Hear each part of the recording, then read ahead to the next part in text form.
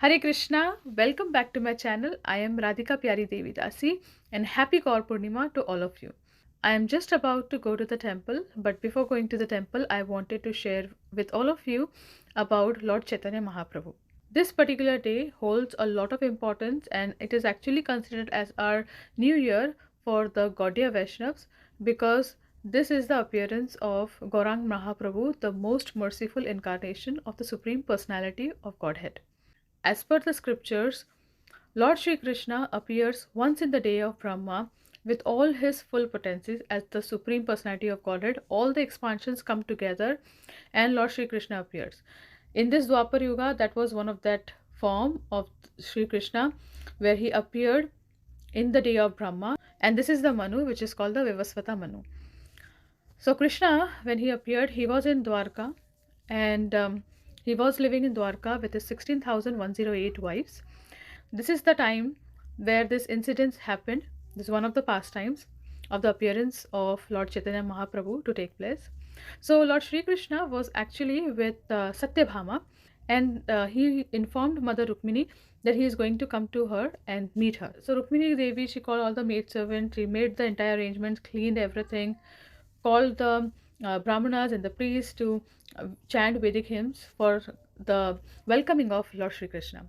Now, during this time also, Sri Narad Muniji, he also understood that this is the time where Kali Yuga is progressing faster and Lord Krishna's disappearance or Lord Krishna leaving this world is going to happen. So he was actually very much concerned for the conditioned souls, especially in this age of Kali Yuga where there is no hope for religiosity. So he was very much concerned and he went to see Lord Shri Krishna to Dwarka. So now when Lord Shri Krishna entered into the palace of Rukmini Devi, and Rukmini Devi told her sons to greet Krishna. Krishna embraced them. And at that time, Rukmini Devi started crying. Now, when Rukmini Devi started crying, Krishna was very much surprised that why she is crying so much. And Krishna asked her that what happened? What is your worry? What is your concern? And she said that you really do not know why I am crying. Only Radharani knows. And then she said that today you are here, but I know that very soon you'll leave. And then she started crying again. So Krishna, he actually felt very bad and he brought Rukmini Devi close and he wiped her tears and he said that I'm not never going to leave you. Now, during this time, Narad Muniji entered and he looked very, very concerned, very, very concerned. So Krishna actually saw him and he wondered that what is it? Today my wife is crying and this saintly person, Sri Narad Muni, such a great devotee of mine, he is also looking very much concerned. So he comes to Krishna and he says that Lord, your pastimes are going to end here soon and soon Kali Yuga is going to come cross. So what is going to happen? What is going to happen for the deliverance of this conditioned souls? So Krishna, when he hears this from Narad Muniji that he is concerned about Kali Yuga and him departing soon from this particular material world, so then Krishna actually understood what Rukmini Devi says that he's going to leave soon and only Radharani knows. Because right now Narad Muniji is saying about the Lord to show mercy. And who is the supreme person who shows the utmost mercy is Srimati Radharani.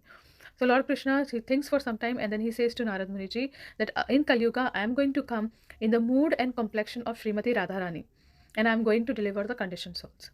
So this is the reason why, one of the reasons why Lord Chaitanya Mahaprabhu actually comes in this form. Now Lord Chaitanya Mahaprabhu, his mission is to give Krishna Prema, give the love of Godhead and take back the conditioned souls back to the spiritual world. Now, there is so much irreligiosity in the hearts of people of Kali Yuga that it is not possible to go back to Godhead with just in this one lifetime. But Lord Chaitanya Mahaprabhu has given us a process which is so simple, so sublime, chanting, feasting, knowing a little bit of philosophy that we can actually perfect our life in this particular one life in Kali Yuga and we can go back to Godhead. So this is actually the merciful mood of Lord Chaitanya Mahaprabhu. Now Krishna, he basically, if we read the Bhagavad Gita, in the Bhagavad Gita, Krishna says that ye yathamam prapadyante tam tatesva bhajamyaham. So he is asking that if someone, anyone who is surrendering to me, to the degree they surrender to me, to that degree I reciprocate with them. So Krishna, as the Supreme Personality of Godhead, he has to be impartial. He has to be equal to everyone and he cannot be too much, like he has to be neutral. So because of this, what happens is that Krishna, whatever he's saying in the Bhagavad Gita, that is what he has to follow. So he cannot be impartial and he has to reciprocate as per the degree of surrender of an individual. So what happens in Kali Yuga, the impurity is so high, and the individual, the surrender level is not that much perfect. So because of this, because the surrender is not perfect, because of that, Lord Krishna also, the complete mercy of Lord Krishna's reciprocation, we are not able to take advantage of. And that is the reason why Lord Chaitanya Mahaprabhu comes. And that is the reason why Lord Chaitanya Mahaprabhu comes. Because Mahaprabhu's appearance and his mood is actually a lot like Audarya form we call it. This is actually a Channa incarnation. Channa means a hidden incarnation which comes in this Kali Yuga. He comes in the form of a devotee. He doesn't come as the Supreme Personality of Godhead. He comes in the form of a devotee. And then this Audarya form is actually called the generosity. He's very, very generous because he comes in the mood of the topmost devotee who is Srimati Radharani. So when Lord Chaitanya Mahaprabhu comes, because a devotee is always wanting that everyone should be thinking about Krishna, chanting his glories and going back to the spiritual world. So that is the mood with which Lord Chaitanya Mahaprabhu comes, and he becomes a little partial towards the devotees. So this is the mood with which Mahaprabhu has come and actually given us this holy names to take complete advantage of it. Now, how Lord Chaitanya Mahaprabhu came in the Kali Yuga. This is one of the very nicely explained in Chaitanya Charitamrita, which I will share briefly. So what happened was in India, like 550 years ago, in especially like in India and Bengal area, it was like a lot of brahmanas were there, like smarta brahmanas you can say. So these brahmanas actually, everyone was very much involved into the upadharma. Now what is upadharma is like there is spirituality and then there is religious activities. So there is something like Vedas are composed of many things. So there is something called karma kanda and everything. So people were very much attached to religiosity. Attaching to religiosity is not bad, but if it is connected with spirituality, then only it has importance. So what happened was people were so much connected with the superficial religiosity that they were forgetting the spiritual concept of following this religiosity.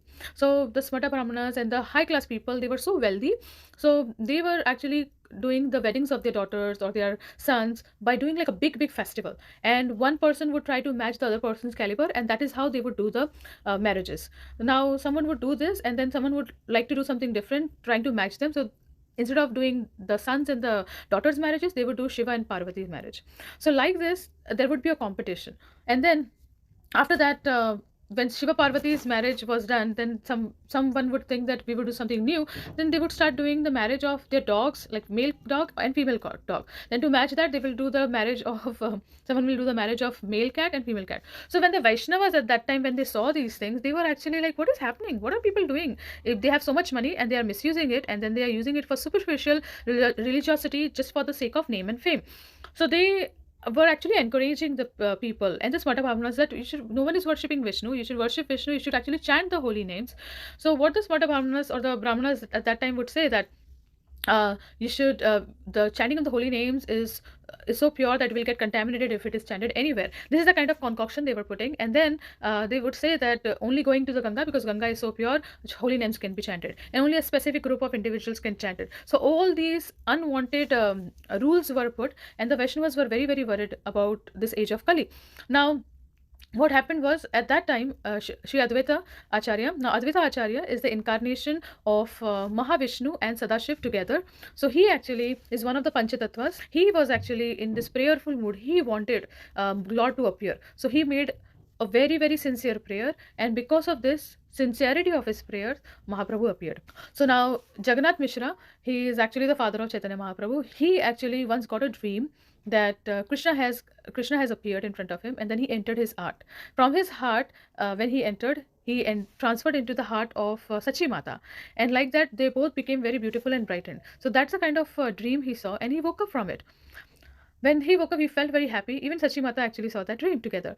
So now, after some days, Sachi Mata realized that she's expecting. So now what happened was Sachi Mata was happy that she was expecting, and then some omens started happening. Like people would come and give money to Jagannath Mishra. He would just wonder that how I'm getting this money, how I'm getting all this wealth, why people are giving me wealth. And also Mahaprabhu want to still keep that motherly affection and fatherly affection. So he would not allow the demigods to be seen by Mother Sachi, because the demigods would want to come and take his blessings in the womb of Sachimata, and she would just see a shadow, and she would get like actually scared that who is this, evil spirits are coming and all that. But actually it was the demigods who would come to take blessings of Mahaprabhu.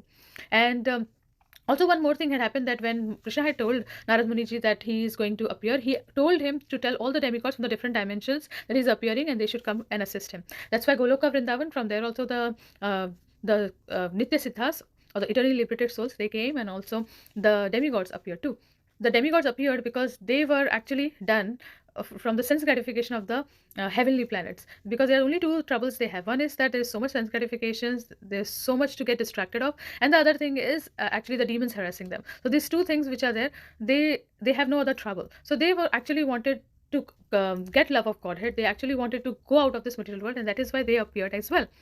So what happened was Mother Sachi would see this, and then after some time, when it was actually 13 months. She was actually into pregnancy for 13 months, and usually the normal term of the pregnancy is 9 months, and everyone was kind of worried that what is happening. And then they consulted an astrologer, and the astrologer said that don't worry, the child is going to come on the full moon day, and that is like Purnima. So that was the 13th month, and that Purnima, it was actually lunar eclipse. Now, usually it is considered that lunar eclipse is a very contaminating time, like no auspicious things are done. So people, what they would do is that at that time they would go to the Ganga and they would chant the holy names and they would chant Lord's name in near the Ganga. So because at that time already all these things were that the holy names can be chanted or Govinda's name can be chanted only at Ganga because she is pure. So they would, oh, everyone went there and everyone started chanting the glories, and they started Hari Bol, and the Muslims actually, they were looking at them and they were actually trying to make fun of them. But in making that fun, they also started chanting. So actually, the entire town started chanting Hari Bol and Lord's glories and His holy names, and that's the time when Mahaprabhu appeared. So Mahaprabhu appeared during the most, actually, it was like the inauspicious time because it was a lunar eclipse, but he made that time auspicious by appearing. So that is why it is said that in any inauspicious time, even if it is the most inauspicious time, when we chant the glories, when we chant the names of Hari, everything becomes auspicious. And that is the boon of this Kali Yuga. And that is the reason why Chaitanya Mahaprabhu has appeared to give us the blessings, to give us the mercy of holy names. And also, not just holy names, but in this form, he has also come to give us the love of Godhead. So let us take benefit of this particular form and incarnation of the Lord, which is so merciful, is partial towards his devotees, and to the every living entity, to give them the love of Godhead, so that we all can perfect our life in this particular lifetime and go back to the spiritual world.